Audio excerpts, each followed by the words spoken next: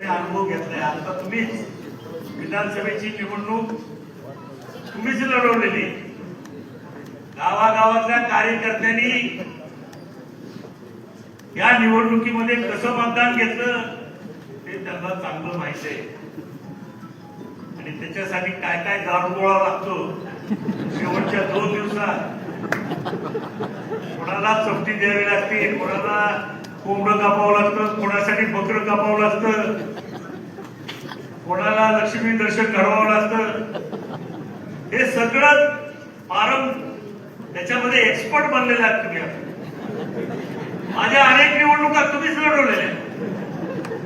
त्याच्यामुळे आता हे जे काही आपल्याला अनुभव आपण घेतलेला आहे, आपल्याकडे जे एक्सपर्टाईज झालेले तयार, त्याचा वापर आपल्याला या निवडणुकीमध्ये सुद्धा करावा लागणार आहे. आणि म्हणून उमेदवारांनी इच्छुक बनताना आपल्याकडे काय दारुगोळा उपलब्ध आहे याची सुद्धा माहिती आम्हाला द्यावी लागणार आहे. नुसतंच इच्छुक असून उपयोग नाही बाबा. लढायला पुढं बंदुकीतून गोळ्या झाडाव्या लागतात. आता लोकांच्या अपेक्षा फार वाढल्या.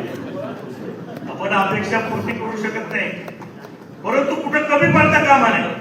समोरचा माणूस जर 100 रुपये खर्च करणार असेल तर आपणही 100 रुपये खर्च करण्याची तयारी केली. एवढंच माझं म्हणण्याचं मत आहे. निश्चितपणानं तुम्ही आजवर केलेलं काम, तुम्ही आजवर जी काही निष्ठा दाखवलेली पक्षासोबत, कठीण काळात तुम्ही माझ्या पाठीमागे उभे राहिला. मला जर प्रचार करताना विजयराजे तर वेगळाच प्रचार होता. आमचे विरोधक म्हणायचे दादा 4 नंबरला आहे का 3 नंबरला आहे ह्याच्याबद्दल चर्चा करतो. आम्ही एकातही नव्हतो, दोनातही नव्हतो. मी म्हणलं काय प्रचार आहे बाबा, ही एक पद्धत होती ती प्रचार करण्याची. आपल्या कार्यकर्त्याला गारद करायची ही पद्धत होती, बाकी काही नव्हती. पण कार्यकर्ते ठाम राहिले शेवट.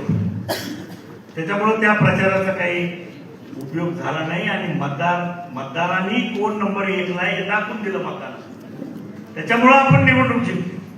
त्याच पद्धतीनं जशी मी तर म्हणेल विधानसभेपेक्षा सुद्धा 4 पट अधिक वेगानं, क्षमतेनं आता आपल्याला काम करायचं. जेवढं विधानसभेला कष्ट घेतले त्याच्या 4 पटीनं कष्ट आपल्याला घ्यायचे.